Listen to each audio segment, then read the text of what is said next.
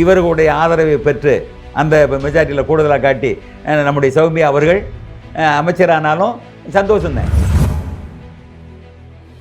அப்படி இருக்கும்போது இப்ப பாட்டாளி மக்கள் கட்சி உள்ள நுழைஞ்சா விசிகா வெளியேற வாய்ப்பா? அப்படி வெளியேறினால் பரவாயில்லை. இது யாருக்கு? விஜய்க்கு. ஏன்னா எண்ணிக்கை அங்கே 2 தான், இவங்களுக்கு எண்ணிக்கை கூட இருக்கா இல்லையா? அதாவது மிகப்பெரிய சிங்கம் மாதிரி வெளியே வந்து இன்னைக்கு அசிங்கப்பட்டு நிற்கக்கூடிய வைகோனுடைய நிலைமை பார்க்கும்போது பரிதாபமாக இருக்கு. எடப்பாடி அவர்களை காலி பண்ணணும்னு முடிவு பண்ணிட்டாங்க. ஏன்னா இப்போ கட்சி மாதிரி வந்தவங்க போறாமே, நம்மளாம் எந்த எஃபெக்டும் போட தேவையில்ல, நம்ம ஆட்சியை கவுக்க தேவையில்ல, மக்களே சேர்ந்தா தாவேக ஆட்சியை கவுத்துருவாங்கன்னு எதிர்க்கட்சி தலைவர் உதயநிதி சொல்றாரு.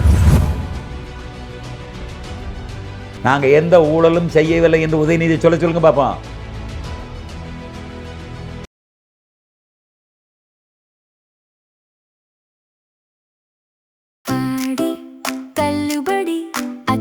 பேரும் அல்லம்படி 6 முதல் 60% வரை ஆடி தள்ளுபடியுடன் super Saravana stores, Chennai, Madurai, Kovai.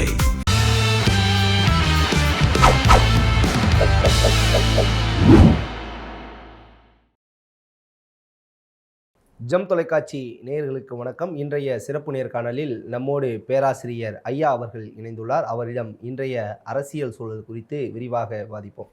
Sir வணக்கம். வணக்கம். வணக்கம். எப்படி சார் இருக்கீங்க? நல்லா இருக்கு தம்பி. சார், எதிர்க்கட்சி தலைவர் உதயநிதி ஸ்டாலின் அவர்கள் ஒரு திருமண விழாவில் ஒரு மேடையில் பேசியிருக்கார்.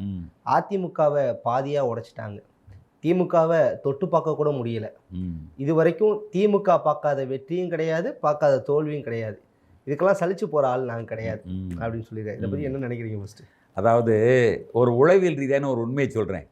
இப்போ நீங்கள் வந்து ஒரு காட்டுக்குள்ளே ஒரு வனத்துக்குள்ளே போகிறீங்க, ஆள் நடமாட்டமே இல்லை, உங்களுக்கு பயம் பயங்கரமாக இருக்குது, ஐயோ இப்படி மாட்டிக்கிட்டோமே என்னடா செய்கிறதுன்னு பயம் இருக்குது. அப்படி அந்த பயத்தை வெளியே காட்டாத அளவுக்கு கத்தி பாடிக்கிட்டே போவீங்க.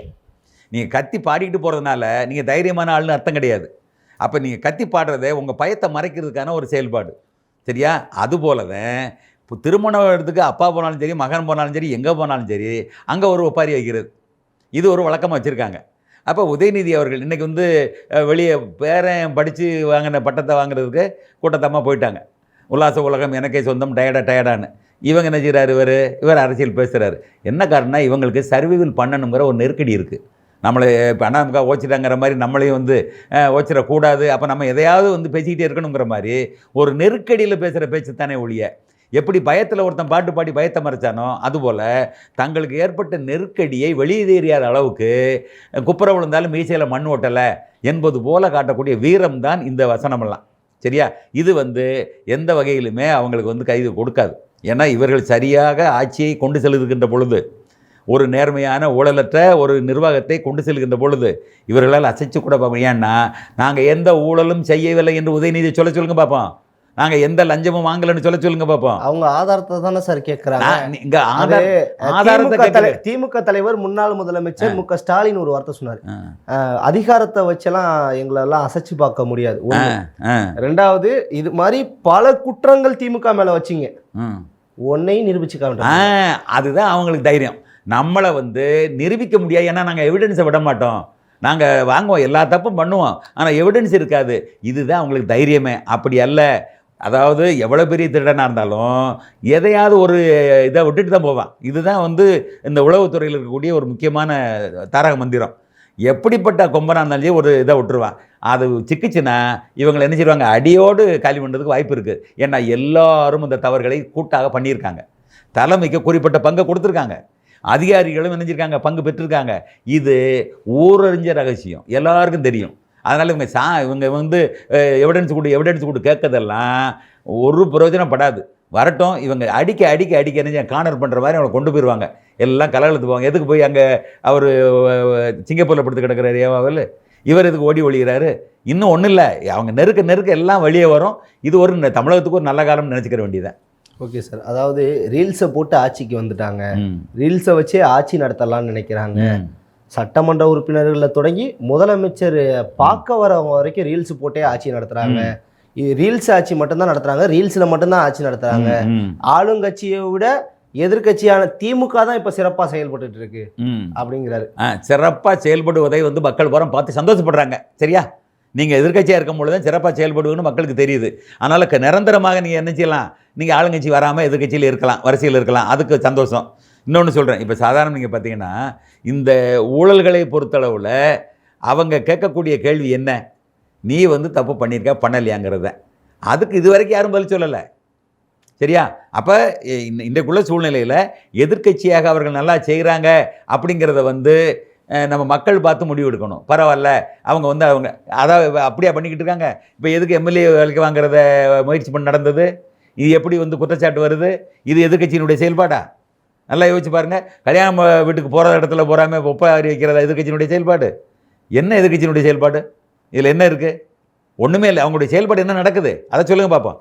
ஓகே சார், இன்னொரு விஷயத்த வந்து சொன்னார். அதாவது சட்டசபையில் வந்து முதல்வர் ஜோசப் விஜய் அவர்கள் அதாவது மக்கள் பணத்தை தொட்டவங்களை விட மாட்டோம் அப்படின்னு சொன்னார். அதுபடி செஞ்சுட்டு இருக்காரு. அதாவது அதிமுக யாரெல்லாம் மக்கள் பணத்தை தொட்டாங்களோ அவங்களெல்லாம் அவர் கூட சேர்த்துக்கிறார். நான் மட்டும்தான் தொடுவேன் அப்படின்னு சொல்லிட்டு அப்படிங்கிறாரு. நான் ஒரு செகண்ட்ல யோசிக்கிறேன், நம்ம வந்து சட்டமன்றத்துக்கு தான் வந்திருக்கோமா இல்லை எஃப்டிஎஃப்எஸ் வந்து ஃபர்ஸ்ட் ஷோ பார்க்க வந்திருக்கோமா அப்பெல்லாம் இது பண்ணிட்டு நம்மளாம் எந்த எஃபெக்ட்டும் போட தேவையில்ல, நம்ம ஆட்சியை கவுக்க தேவையில்ல, மக்களே சேர்ந்தா தாவேக்க ஆட்சியை கவுத்துருவாங்கன்னு எதிர்க்கட்சி தலைவர் உதயநிதி சொல்றாரு. நல்லது. இதுக்கு முன்னால் ஒன்று சொன்னீங்களே, ரீல்ஸ்லேயே ஓட்டுறாங்கன்னு. அவங்க ஆட்சியில் அவ்வளவு மோசமான நிலை இருந்துச்சு. நீங்கள் அத்தனை ஊடகங்களையும் விலைக்கு வாங்கில வச்சுருந்தீங்க. பத்திரிகைகளாக இருந்தாலும் சரி, தொலைக்காட்சியாக இருந்தாலும் சரி, அல்லது வந்து சோசியல் மீடியா எல்லாத்தையுமே நீங்கள் விலைக்கு வாங்கி வச்சுருந்தது ஊருக்கே தெரியுமே. அப்போ நீங்கள் எல்லாத்தையும் கட்டுப்படுத்தியாச்சுன்னா நம்ம பண்ணுற தப்பு பூரா மக்களுக்கு தெரியாமல் போயிடும், ஓட்ட பூரா நமக்கு போட்டுருவாங்க. நீங்கள் கற்பனையில் தானே இருந்தீங்க, அதுக்கு மறுநடி கிடைச்சதா இல்லையா? அப்போ அப்படிப்பட்ட நீங்கள் இன்றைக்கி அவங்க ரீல்ஸ் போட்டு தான் ஆட்சிக்கு வந்திருக்காங்கன்னு சொன்னால் அவங்க எந்த ஆயுதம் கிடைக்குதோ அதை பயன்படுத்துகிறாங்க. ஏன் உங்களுக்கு ரீல்ஸ் போடக்கூடாதுன்னு சொன்னாங்களா? நீங்கள் எத்தனை நிறுவனத்தை வச்சுருந்தீங்க? பெண் நிறுவனம் யார்கிட்ட இருந்தது? இதுபோல் எத்தனை நிறுவனத்தை நீங்கள் கையில் வச்சுருந்தீங்க? கோடிக்கணக்கான ரூபாய் செலவழித்து உங்கள் தப்புக்களை பூரா மறைச்சி எதுவுமே வெளியே வராமல் பார்த்துக்கிட்டு செய்யாத சிறப்புகளை எல்லாம் பெரிதுபடுத்தி பேசும்படியாக செஞ்சீங்க. அதெல்லாம் மறந்து வச்சா இப்போ ரீல்ஸ் போட்டான்னு சொல்கிறீங்களே, ரீல்ஸை தாண்டி அவங்க செய்யக்கூடிய செயலை பாருங்கள். அந்த ரீல்ஸை விட இன்னொரு விமர்சனம், மிகப்பெரிய விமர்சனமாக வச்சார் சார். அதாவது ஒரு அமைச்சர் திருட்டு விசிடி வித்தவர், ஒரு அமைச்சர் பிளாக்ல டிக்கெட் வித்தவர், மற்றொரு அமைச்சர் லாட்டரி டிக்கெட் வித்தவர், சேப்பாக்கத்துல ஒரு அமைச்சர் தக் லைஃப் அப்படின்னு சொல்லிட்டு ரீல்ஸ் போடுறார். அந்த அமைச்சர் எதை பொடியாக்குனான்னு தமிழக மக்கள் எல்லாம் கண்கூட பார்த்தோம். அரசியா என்ன நடவடிக்கை எடுக்கல? அதாவது அதைத்தான் சொல்றேன், ரீல்ஸ்ன்னு சொல்றீங்க, அது உண்மையா பொய்யான்னு தெரியாம எப்படி நம்ம பேச முடியும்? இப்படி பட்டியல் போடப்படுதா இருந்தால் நல்லா புரிஞ்சுக்கோங்க, திமுகவில் உள்ள அமைச்சர்களுடைய வரிசையை நிப்பாட்டி வச்சு அத்தனை பேர் மேலேயும் பட்டியல் போடலாம். நல்லா புரிஞ்சுக்கணும். இன்றைக்கி குதிரை பேரம்னு பேசுகிறாங்களே, அன்னைக்கு வந்து திமுக அமைச்சரவையில் இருந்த பாதி பேர் அண்ணாமலை இருந்து கட்சி மாறி வந்தவங்க. இதை மறுக்க முடியுமா? ஏவாவேல் எங்கேருந்து வந்தார், செந்தில் பாலாஜி எங்கேருந்து வந்தார், ஜெகத்ராஜ் எங்கேருந்து வந்தார், கே சார் எங்கேருந்து வந்தார், சேகர்பாபு எங்கேருந்து வந்தார், பட்டியல் போடுங்க. பட்டியல் வடிவேல் சொன்ன மாதிரி பெருசாக போய்கிட்டு இருக்கோம். போதும் லிஸ்ட் ரொம்ப பெருசாக போகுது இல்லையா? அப்போ அன்னைக்கு அண்ணாமகாவில் இருந்து திமுகவுக்கு கட்சி மாறி வந்தவங்களை எந்த நடுநிலையாளர்கள் கேள்வி கேட்டாங்களா? குதிரை பேரம் சொன்னாங்களா? எதுவுமே சொல்லலையே. இன்றைக்கி ஏன் பதறீங்க? அப்போ இன்றைக்கி ஒட்டுமொத்தமாக அவங்கள காலி பண்ணதுனால எந்திக்க முடியாமல் பண்ணிடுவாங்களோன்னு பயம் வர்றதுனால என்ன செய்றீங்க? இந்த மாதிரி ஒப்பாரி வைக்கிறீங்க. அதனால் இது ஒரு பிரயோஜனப்படாது. அதனால் என்றைக்குமே இருந்தாலும் என்னை பொறுத்தவரை திரும்ப சொல்கிறேன், நீங்கள் பண்ணின தப்புக்கு, அராஜகத்துக்கு நீங்கள் கடைசி வரை எந்திக்காமல் பார்த்துக்கிறது விஜயனுடைய பொறுப்பாக இருக்கணும். இது மக்களுக்கு நல்லதாக ஆகணும். Okay sir. அதே போல் மதிமுகவினுடைய பொதுச் செயலாளர் வைகோ அவர்கள் ஒரு விஷயம் சொல்லியிருக்கார். முதலமைச்சர் விஜய் நடத்துகிற இந்த அரசுக்கு எதிரணிகளில் இருந்து வரக்கூடிய கணைகளை தடுக்கின்ற கவசமாக, கேடயமாக மதிமுக இருக்கு. இவர் இப்போ சொல்லலை, இந்த கேடயத்தை வந்து கலைஞர் இருக்கும் போதும் கேடயமாக இருந்தார். சரியா? அப்புறம் ஸ்டாலின் வந்த அப்புறம் கேடயமாக மாறினார். இடையில வந்து விஜயகாந்த் கேடயமாக போனார், அவர் காலி ஆகிட்டார். அப்புறம் ஸ்டாலின் கேடயமாக வந்தார், இப்போ விஜய் கேடயமாக வந்திருக்கார். இவருடைய இதே அதுதான். அதாவது மிகப்பெரிய சிங்கமாரி வழி வந்து இன்றைக்கி அசிங்கப்பட்டு நிற்கக்கூடிய வைகோனுடைய நிலைமை பார்க்கும்போது பரிதாபமாக இருக்குது. என்ன செய்கிறது? அவங்களும் அரசியல் பண்ணி சம்பாதிக்கணும், சம்பாதிச்சதை காப்பாற்றணும், பிள்ளையை வந்து அரியணை ஏற்றணும் என்று பல்வேறு கனவுகளோடு இருக்காங்க. பாவம் தள்ளாத வயசில் அதை விட வேறு என்ன செய்ய முடியும்? ஓகே, இன்னொரு விஷயம் வந்து சொல்கிறார், ரொம்ப சிறப்பாக ஆட்சி நடக்கின்றார், ஊழலுக்கு எதிராக ரொம்ப சிறப்பாக செயல்படும், ஊழல் இல்லாத ஒரு ஆட்சி பார்க்கணும். இதை தவிர அவர் வாயிலிருந்து இப்போ எதுவும் வராது. இன்றைக்கி வந்து அவ்வளவு பாராட்டு பத்திரம் வாசிப்பார். ஏன்னா அவருடைய இயல்பு அது. ஒன்றும் பிரச்சனை இல்லை. திராவிடத்தை யாரும் அசைக்க முடியாது. திமுகவுக்கு ஒரு மிகப்பெரிய கவசமாக இருப்பேன். திமுக அரியணை ஏற்ற விட மாட்டேன், ஸ்டாலினை முதல்வாக்க விட மாட்டோம்னு சொல்லி வசனம்லாம் பேசினார். வாரிசு அரசியல் நடக்குது, பிள்ளையை கொண்டு வர அது முந்தின கால நான் திமுக விட்டு வெளில வந்துட்டேன் அப்படின்னு சொல்லும்போது தொண்டர்கள் எல்லாம் இங்கே தீக்குளிச்சு இறக்குறாங்க. அது முதல் அத்தியாயம், இது 2வது அத்தியாயம், இது 3வது அத்தியாயம், 4வது அத்தியாயம் என்னன்னு நிமித்தம் தெரியும். நான் நேற்று ஒரு மீம்ஸ் பார்த்தேன் சார். மேல எம்ஜிஆர் படம் போட்டு ஒரு விஷயம் வந்துச்சு, படைத்தல், நடுவுல காத்தல், அப்புறம் எடப்பாடி பழனிசாமி அவர்கள் போட்டு அதிமுக அழித்தல் அப்படின்னு போட்டுச்சு. அந்த மாதிரிலாம் சொல்றீங்க நீங்க? இல்ல, அதுதான். அதாவது அவருடைய இது மாதிரி இங்க எடப்பாடி அவர்களை காலி பண்ணணும்னு முடிவு பண்ணிட்டாங்க.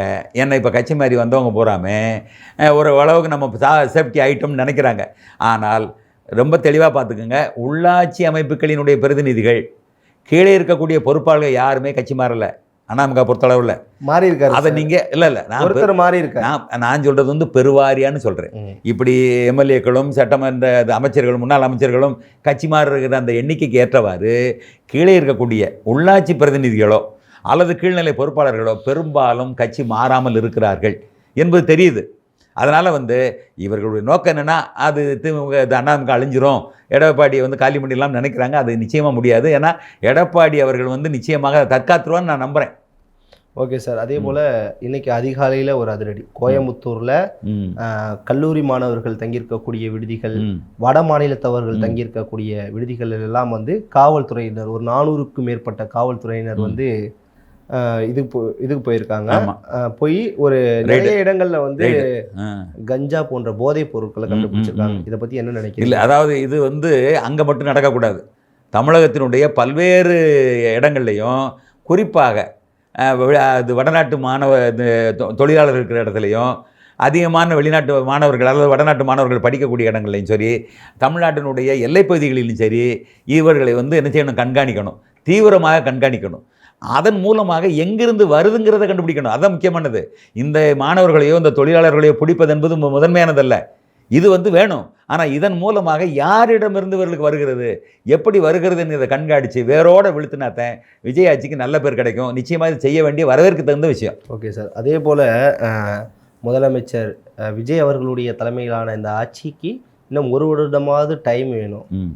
குறிப்பாக இப்போ இருக்கக்கூடிய இந்த ஆட்சி காலத்தில் ஊழல் குறைஞ்சு போயிருக்கு அப்படின்னு சொல்லிட்டு வீத லீடர்ஸோடைய அண்ணாமலை அவர்கள் சொல்லியிருக்காரு. இதை பற்றி என்ன? ஏன்னா அண்ணாமலை அவர்கள் வந்து பிஜேபியிலேருந்து வந்த பின்னால் இந்த இயக்கத்தை கட்டமைச்சிட்டு உற்று கவனிச்சிக்கிட்டே வராரு.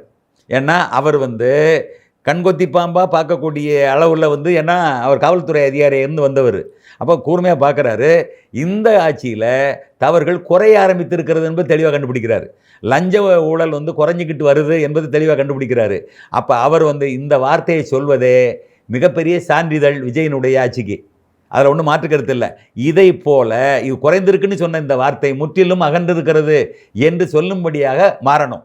அதுதான் முக்கியமானது. அதனால் அண்ணாமலை அவர்கள் வந்து எதற்கெடுத்தாலும் குற்றஞ்சாட்டக்கூடிய இயல்பு உடையவர் கிடையாது. காரணம் இருந்தால், சரியான சான்று இருந்தால் குற்றஞ்சாட்டக்கூடிய இயல்புடையவர். கண்மூடித்தனமாக பாராட்டவும் மாட்டார், கண்மூடித்தனமாக ஒருத்தரை குற்றஞ்சாட்ட மாட்டார். அப்படிப்பட்ட இயல்பு அண்ணாமலைகிட்டே இருக்குது. Okay sir. அதே போல் விடுதலை சிறுத்தைகள் கட்சியினுடைய தலைவர் தொல் திருமாவளவன் ஒரு மேடையில் பேசியிருந்தார். அதாவது, நான் எந்த இடத்துலையும் துரோகம் விளைவிக்கலை, நான் என்னுடைய நட்புக்கு எவ்வளோ உண்மையாக இருந்தேன்னு எல்லாருக்கும் தெரியும். நான் தாவேக்காவுக்கு ஆதரவு தரதுக்கு முன்னாடி கூட திமுகட்ட போய் பேசிட்டு தான் வந்தேன். நாங்களா திமுக கூட்டணியை விட்டு வெளியே வரல, அவங்களா தான் அறிவிச்சுக்கிறாங்க, அவங்கள தான் எங்களை கூட்டணியை விட்டு வெளியேற்றினாங்க. எங்கள் கட்சியிலிருந்து ஒருவரை அழைத்து சென்று கட்சியில் சேர்த்து கொண்டு அதை வந்து நாங்கள் விசிகாவுடன் தொடர்பில்லை நிரூபிக்கிறாங்க. இது வரைக்கும் நாங்கள் எந்த முடிவும் எடுக்கலை. இதுக்கப்புறம் தாவேக்கா தலைமையில் ஒரு கூட்டணி அமைந்தால் கூட்டணியில் விசிகா இடம்பெறும். அதாவது திருமாவளவன் அவர்கள் மிகப்பெரிய தண்ணியில் விளக்கமாக அதை கொடுக்குறாரு. காரணம், அவர் வந்து தன்னஞ்சறிவது பொய்யிருக்குன்னு வள்ளுவன் சொல்லுவான். ஒரு தவறு வந்து செய்து விட்டால் அதை மறைப்பதற்கு போராடிக்கிட்டு இருக்கணும், விளக்கம் கொடுத்துக்கிட்டே இருக்கணும். ஆனால் உள் மனசு தெரியும் நம்ம என்ன செஞ்சோம்னு. இல்லாட்டா அவர் எதுக்கு, அதாவது அவருடைய திமுக மீது கொண்ட நட்பை நாம் சந்தேகப்படலை, நல்லா புரிஞ்சுக்கிறணும். அவ்வளோ நெருக்கமாக இருந்தார்கள், கொள்வினை கொடுப்பனை மிகச்சிறப்பாக இருந்தது, அதில் மாற்று கருத்து இல்லை. ஆனால் இந்த உண்மையான விசுவாசம்தான் தாவேக்காவுடைய விஜய்க்கு அச்சத்தை கொடுத்தது. சரியா? அந்த அளவுக்கு அவர்கள் வந்து அந்யோன்யமாக நம்பிக்கைக்குரியவர்களாக 2 பேரும் நட்பான காரணத்தினால தான் விஜய் அவர்களுக்கு பயமே வந்தது. இவர்களை நம்பி நாம் தொடர முடியுமா ஆட்சியை? இடையில வேற அவர் பேசினாரு, எப்போ வேண்டுமானாலும் நாங்கள் அமைச்சரை வாபஸ் வாங்குவோம்னு. அப்போ அந்த விசுவாசத்தினுடைய இன்னொரு வடிவம் தான் அது. நீங்கள் போய் அனுமதி வாங்கிட்டு வந்து சேர்ந்தீங்க, தயங்கி சேர்ந்தீங்க, அப்புறம் வந்து இந்த மாதிரி இடையில இந்த ஒரு ஸ்டேட்மெண்ட் வர கொடுத்தீங்க. இப்போ கடைசியில் எல்லா வழக்கத்தையும் சொல்லி முடிச்சுட்டு நாங்கள் வந்து அடுத்த கூட்டணி ஆட்சிக்கின்ற பொழுது ஆதரவும் தெரிவிப்போங்க. அப்போ நீங்கள் அங்கே ஒரு துண்டை போடுவீங்க, இங்கே ஒரு துண்டை போடுவீங்க, அதுக்கு ஒரு காரணம் சொல்லி இதுக்கு ஒரு காரணம் சொல்லுவீங்க. எப்பயுமே நம்ம வந்து என்ன செய்யணும், பதவியில் இருக்கணும், எப்பயுமே நம்ம அதிகாரத்தினுடைய பக்கபலத்தமாக இருக்கணும், பலன் அடைஞ்சிக்கிட்டே இருக்கணும் என்பதில் ரொம்ப தெளிவாக இருக்கிறதுனால அவருடைய கருத்து அப்படித்தான் இருக்கும். Okay sir. அதே போல் விடுதலை சிறுத்தைகள் கட்சியினுடைய அந்த மாவட்ட செயற்குழுவானது சேலம் பக்கத்தில் ஓமலூர் அப்படிங்கிற ஒரு இடத்துல நடந்திருக்கு. அங்கே குறிப்பாக சொல்கிறாங்க, அதாவது தொல் திருமாவளவன் அவர்களை திருச்சி கிழக்கில் போட்டியிட வச்சு தீர்மானம் நிறைவேற்றிருக்காங்க. தொல் திருமாவளவன் துணை முதல்வர் ஆக்கணும் அப்படின்னு சொல்கிறாங்க. இதை பற்றி என்ன? அதாவது காத்தடிக்கும் போது தூத்திக்கோ, இது ஒரு இது பழமொழி சரியா? காற்றுள்ள போதே தூத்திக்கோ. அவங்க என்ன செய்கிறாங்க, ஒரு கருத்தை பரவ விடுறாங்க. கருத்தை பரவ விட்டு விஜய்க்கு போய் சேர்ந்து அதை பற்றி அவர்கள் என்ன கருத்து சொல்கிறாங்க என்று பார்ப்போம். கல்லெடுத்து மாங்காய் வெறிவோம், விழுந்தா மாங்காய், போனால் என்னது கல் தானே, இதில் என்ன நட்டமாயிர போகுது என்கிற முயற்சி எடுப்பது என்பது விசிகாவினுடைய ஒரு அரசியல் அணுகுமுறை. அவர்களை பாராட்டணும். ஓமலூரில் இருக்கக்கூடிய அவர்கள் வந்து அந்த கூட்டத்தில் போட்டு அந்த தீர்மானத்தை நிறைவேற்றுறாங்கன்னு சொன்னால், இப்படி ஒரு பொரிய கிளப்பி விட்டு என்ன செய்யணும், பரவுச்சுன்னா அங்கே போய் செஞ்சுன்னா எதாவது நடக்கட்டும், நடக்கலைன்னா பரவாயில்ல. இது ஒரு அவங்களுடைய அணுகுமுறை. அப்போ திருமாவளவன் ஏற்கனவே முதலமைச்சர் ஆக்குறதுக்கான முயற்சி என்னஞ்சிக்கிட்டு இருந்தாங்க, அவருக்கு செஞ்சுக்கிட்டு இருந்தாங்க. அது இல்லைன்னு ஒன்று இப்போ வந்து என்ன செய்கிறாங்க, இன்னொரு வழியை முயற்சி பண்ணுறாங்க. அது எந்த அளவுக்கு நடக்கும்னு தெரியாது, அது விஜய் தான் முடிவெடுக்கணும். Okay sir. அதே மாதிரி பாட்டாளி மக்கள் கட்சியில் இருந்த அன்புமணி ராமதாஸ், அதே போல் அவருடைய மனைவி சட்டமன்ற உறுப்பினர் சௌமியா அன்புமணி போன்றவர்கள் மாண்புமிகு அமைச்சர் புஷி ஆனந்த் அவர்களை சந்திச்சிருக்காங்க. இது எந்த ஒரு காரணத்துக்காக சந்திச்சு? அதாவது இது முதல்லையே நீங்கள் பார்க்கணும், சட்டமன்ற கூட்டத்தொடர்லேயே பெரும்பான்மைக்கான வாக்கெடுப்பு நடக்கின்ற பொழுது அண்ணாமகா கூட இருந்து ஜெயிச்ச பாமக என்னஞ்சிருக்கணும், எதிர்கட்சியாக இருந்தாலும் ஓட்டு போட்டிருக்கணும். எதுக்கு நடுநிலை வைத்தீங்க? அங்கிருந்தே ஒரு பக்கம் கனிவு வந்து விட்டது சரியா? அவங்களுடைய இதில் பார்க்கலாம். இப்போ இது வந்து அதனுடைய முதிர்ச்சி. ஏற்கனவே அவங்கள போய் சந்தித்தார், விஜய் போய் சந்தித்தார். அது ரெண்டாவது. அது நன்றி சொல்கிற மாதிரி, எங்களை நீங்கள் வந்து எதுக்காமல் இருந்தீங்கல்ல, அதுக்கு நன்றின்னு கூட சொல்லலாம். இப்போ அதனுடைய தொடர்ச்சியாகத்தான் ரெண்டு பேரும் போய் சந்திக்கிறாங்க. ஒருவேளை இவர்களுடைய ஆதரவை பெற்று அந்த மெஜாரிட்டியில் கூடுதலாக காட்டி நம்முடைய சௌமியா அவர்கள் அமைச்சரானாலும் சந்தோஷம்தான். Okay sir. அவங்களுக்கு என்ன இழப்பு? ஒரு சின்ன ஒரு சந்தேகம். அதாவது திமுக கூட்டணியில் பாட்டாளி மக்கள் கட்சியை கொண்டு வர முயற்சியில் திமுக இருந்தாங்க. ஆனால் விடுதலை சிறுத்தைகள் வந்து பாட்டாளி மக்கள் கட்சி இருக்கக்கூடிய கூட்டணியில் நாங்கள் இருக்க மாட்டோம் அப்படிங்கிற ஒரு கொள்கை பிடிப்புல கரெக்டாக இருக்காங்க. சரி. இப்போ ஆட்சியிலையும் அதிகாரத்திலையும் ஒரு அமைச்சர் பேர் சொல்லியாகணும், சமூக நீதித்துறை அமைச்சர் வன்னியர் சிறப்பாக செயல்படுது. சரி. அப்படி இருக்கும்போது இப்ப பாட்டாளி மக்கள் கட்சி உள்ள நுழைஞ்சா, ஒருவேளை ஆட்சியிலும் நீங்க சொல்வது போல அதிகாரத்திலையும் உள்ள நுழைஞ்சா விசிகா வெளியேற வாய்ப்பா? அப்படி வெளியேறினால் பரவாயில்லை. இது யாருக்கு? விஜய்க்கு. ஏன்னா எண்ணிக்கை அங்கே 2 தான், இவங்களுக்கு எண்ணிக்கை கூட இருக்கா இல்லையா? ஆனால் சமூக நீதிக்கான அரசு தானே சார் நடந்துட்டு இருக்கு. இல்லை, சமூக நீதிக்கான எந்த இடத்துல சமூக நீதிக்கான அரசு நடந்து கொண்டிருந்தால் அவருடைய தலைவர் வந்து இடையில இப்படி ஒரு ஸ்டேட்மெண்ட்டை கொடுக்க மாட்டார். நாங்கள் நினச்சா வாபஸ் வாங்குங்கிற வார்த்தையை அவர் பயன்படுத்த மாட்டார். அப்போ நீங்கள் திமுகவுக்கு முழு விசுவாசமாக இருந்துக்கிட்டு இங்கே ஒரு அச்சுறுத்தல் உண்டு பண்ணுறீங்க. அப்போ இவங்க என்ன செய்வாங்க? சேஃப்கார்டு பண்ணணும்ல. எப்படி ஒரு வண்டிக்கு ஸ்டெப்னி இருக்கணுமோ அதுபோல் பாமகனுடைய ஆதரவு வந்து அவங்க வர்றாங்க, ஆதரவு தெரிவிக்கிறாங்க. நாங்கள் என்ன செய்ய முடியும்? அவங்களா வந்து ஆதரவு தெரிவிக்கிறோம்னு சொல்கிறாங்க, எங்களுக்கு சந்தோஷம். அப்போ உங்களுக்கு கொடுத்த மாதிரி அவங்களுக்கு ஒரு அமைச்சரவைகள் கொடுக்குறோம், இடம் கொடுக்குறோம். இதில் நாங்கள் எங்கே விதமான முரண்பாடு இல்லைன்னு சொல்லும் பொழுது அப்படின்னா நாங்கள் இருக்க மாட்டோம் அப்படி சொன்னால் சந்தோஷம், போயிட்டு வாங்க. அந்த அமைச்சரையும் சேர்த்து ஒரு கொடுத்துட்டு போகிறோம். என்ன முடிவு எடுத்தாங்கன்னு என்ன செய்வீங்க? இல்லை, சிறப்பாக செயல்பட்டு இருக்காரு ஒரு அமைச்சர். இல்லை, சிறப்பாக செயல்பட்டு இருக்கிறது வந்து மாற்று கருத்து இல்லை. ஆனால் ஒரு இப்போ எந்த ஆட்சியை வந்து ரீல்ஸ் ஆட்சி என்று சொல்கிறார்களோ அதே ரீல்ஸ் மூலியமாக ஒரு பள்ளிக்கூடம் படிக்கக்கூடிய குழந்தைக்கு ஜாதி சர்டிஃபிகேட் இல்லைன்னு சொல்லி வெளியே அனுப்புனாங்க. அதுக்கு இந்த அமைச்சர் தான், வன்னியரசு அவர்கள் தான் போய் அதை வாங்கி தர. அதே போல 25-30 ஆண்டுகளாக இருக்க இடம் இல்லாமல் குழந்தைங்களுக்கு ஜாதி சான்றிதழ் இல்லாமல் நரிக்குறவர்களும் இருளர்களும் இருந்தாங்க. அது ஒரு காணொலி பார்த்துட்டு கூப்பிட்டு வச்சு பேசுறாரு. இதெல்லாம் பாராட்டுக்குரிய அம்சம். நான் வந்து வன்னியரசை பற்றி பேச்சுங்க இல்லை, அந்த கட்சியினுடைய தலைமை எடுக்கிற முடிவுக்கு தான் வன்னியரசு கட்டுப்படணும்.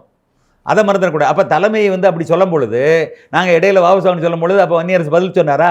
இல்லை 5 வருஷத்துக்கு இது ஆட்சி நிலைக்கும், நான் வந்து அதில் உடனே இருப்பேன்னு சொன்னாரா? சொல்ல முடியாதுல்ல. நான் என்ன சொல்கிறேன்னா, இங்கே தலைவரே சொல்லிட்டார்ல, 5 வருஷம் வந்து விஜய் தலைமையிலான ஆட்சிக்கு நாங்கள் உறுதுணையாக இருப்போம். அது பின்னால் வந்த ஸ்டேட்மெண்ட். சரியா? அப்போ நான் என்ன சொல்கிறேன், இந்த ஆட்சி நல்லா நடந்துக்கிட்டு இருக்கு, நீங்களும் நல்லா நடத்திக்கிட்டு இருக்கிறீங்க, சமூக நீதித்துறையும் நல்லா நடத்திக்கிட்டு இருக்கீங்க, ஆட்சி நல்லா நடந்துக்கிட்டு இருக்கு. அவர்கள் பலம் அதிகமாக இருக்கணும்னு நினைக்கிறாங்க. அப்போ 4 பேரை வந்து ஆதரவு கொடுத்தாங்கன்னா அதை அவங்க ஏற்றுக்கிற பொழுது நீங்கள் தடையாக இருந்தால் அது உங்கள் தப்பு. ஓகே சார், உங்கள் சிறப்பான தகவலுக்கு மகிழ்ச்சி.